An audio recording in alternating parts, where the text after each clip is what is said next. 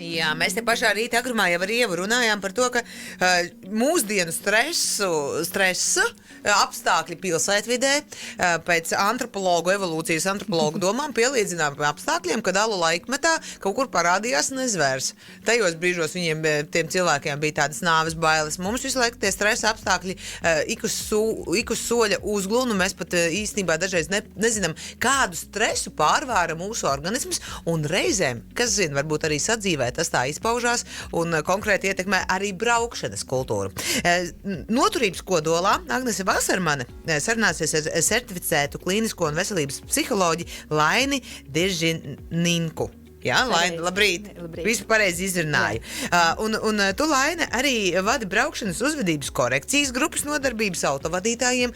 Un kā tu vērtē, vai tiešām ir tā, ka mūsdien tie apstākļi pastiprinātos stresa apstākļos, kas varbūt arī gada izskaņā, zina ar to vāvērs, ritenis skrienot, domājot un loģistiku visur mēģinot savilkt galā, vai ir pastiprināti mums tā agresija tieši šādā laikā?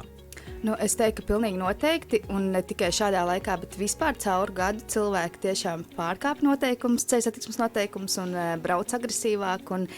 Un pilnīgi noteikti arī steiga un stress ir viens no motivatoriem, kāpēc cilvēki pārkāp noteikumus, lai ātrāk paspētu, lai viņu palaistu, lai kaut kur iešmauktu ātrāk iekšā. Pilnīgi noteikti tas ietekmētu, jā. Un varbūt, ka tādā veidā tas viss aiziet tādā vilcieniņā vai ķēdes reakcijā.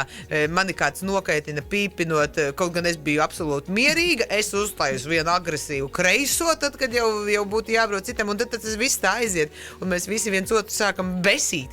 Jā, es teiktu, ka ne tikai tās emocijas, kas rodas, ko mēs izjūtam tā kā brauciena laikā, ka citi šoferi mūsos izraisa, bet arī pirms iekāpšanas mašīnā. Ja es esmu darbā jau nokaitināts, vai mājās jau nokaitināts, vai kaut kur ļoti steidzos, tad tas noteikti izpaudīsies. Un tad man šķitīs arī, ka pārējie man vairāk kaitina un speciāli kaut kur lien priekšā un nelaiž mani. Tā pavisam noteikti ir. Bet vai ir kaut kādi tad paņēmieni, ar ko mēs to stresu pie stūres varam mazināt, tur klausoties mierīgi meditatīvu mūziku, vai tas dod kaut kādu atspaidu uz tām emocijām un ļautu būt mierīgākiem, vai arī kaut kāda stresa bumbiņa kaut kur pa rokai jātur? Es teiktu, pats galvenais, kas mums laiku ir līdzi, tā ir elpa. Mēs laiku varam elpot mierīgi, lēnām, skaitot līdzi, tā kā koncentrēties uz elpu, kas vislabāk mūs nomierinās. Un otrkārt, es teiktu, ka mums ir vienmēr iespēja padomāt plašāk, vai tiešām tas šoferis speciāli mūs nelaida, vai tiešām tas šoferis tā kā speciāli gribēja mūs iešmaukt priekšā. Nē, visticamāk, nē, viņš visticamāk arī ir pārņemts kaut kādām savām domām.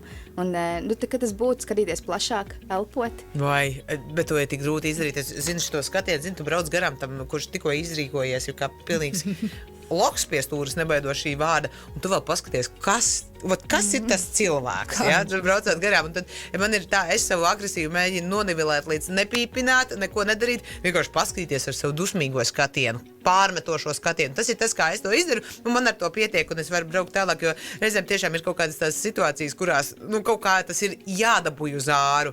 Un tad katram droši vien tas ir citādāk. Es reizēm saku, ka ir labi arī vienkārši nolamāties pie stūres. Ja loks ir aizvērts, neviens to nedzird, tā kā emocijas paust verbāli. Jā. Tā ir drošā vide, kur mēs varam arī kādu rupjāku vārdu izteikt un izlaist ārā to dusmu, ja viņi ir uznākusi. Tas arī skaitās, vai ne? Tad, tas jau nav tā, ka obligāti tai bumbiņai kādam ir jātrāpa tai sniega pikai, ko mēs metam viens otram. Arī tā vienkārši uztaisīt un izlaist gaisā tā reaģē. Mēs reizēm nodarbībās smejamies, kad lielākie cietēji līdzbraucēji, jo viņi dzird visu, ko mēs domājam par to otru šoferi. Un varbūt pat labi, jo tas ir veids, kā mēs reāli izstāstam, kas mums nepatīk un kas ir tajā situācijā mums nokaitinājis. Bet, Laina, saki, tajās braukšanas uzvedības korekcijas grupa nodarbībās, ko tie cilvēki saka, ka viņi tā kā, vai viņi tā kā nožēlo, ka viņi tā darīja, vai viņi absolūti tagad tinot apakaļ bildi apzinās, ka viņam tā nevajadzēja darīt, jo viņi taču noteikti visi labi cilvēki.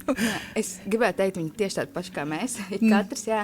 Biežāk gan, protams, tur ir nemotivēti cilvēki, kuri tāpat kā mēs negribētu vakaros iet no kādām nodarbībām, un tad ir pavisam sirsniņai tuvu, ja kāds tomēr iesaistās un klausās un diskutē līdzi. Bet tā realitāte ir, ka visbiežāk ir cilvēki, viņi atnāk, viņi nosēž, noklausās, un tad, ja kāds pasaka, jā, šito es pamēģināšu, liekas, jā, labais. Tā kā tiešām labais. Tad jūs arī dodat kaut kādas metodas, ja kā šo stresu mazināt, tas, ko teica elpošanu vai kaut kas cits? Jā, jo mums ir kopā 4 nodarbības, un 2 no tām ir tieši par tehnikām, ko tur darīt un kā darīt. Es iedomājos vairākus večus, ko es zinu, ka agresīvus braucējus, man grūti viņiem būtu pateikt paelpo.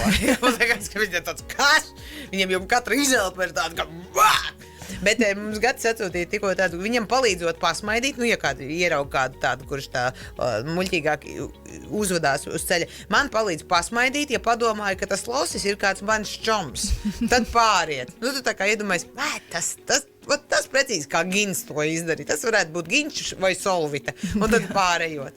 Jā, mēs reizēm smējamies savā starpā šoferiem, saku, bet ja tur brauk tavs tētis vai tavu māsu, tu arī tikpat ļoti dusmotos. Viņš saka, nē, uz savējiem, nē, viņam tur varēja gadīties. Jā. Jā. Es domāju, ka jums būs ar Agnesi Vasermani ļoti interesanti saruna. Mēs, klausītāji, to varēsim rīt Radio SVH ēterā vakarā otrdien dzirdēt 8:00. Tāpat tā arī rīt 15. būs skatāma Radio SVH televīzijā, bet tūdaļ pat 10:30 tā būs Radio SVH LV ētrā. Tā kā novēlēšu jums lielisku sarunu, atgādināšu, ka pie mums viesojās certificēta klīniskā un veselības psiholoģa Laine Dirži-Ninka, kura tad arī vada braukšanas uzvedības korekcijas grupas nodarbības autovadītājiem, un ar Agnesi Vasermani vairāk izrunās to, kāda tad ir braukšanas kultūra Latvijā, kā to ietekmē pirmssvētku laiks un kā cilvēki vispār kļūst par agresīviem autovadītājiem. Paldies, Lēls! Paldies! Paldies, Laina!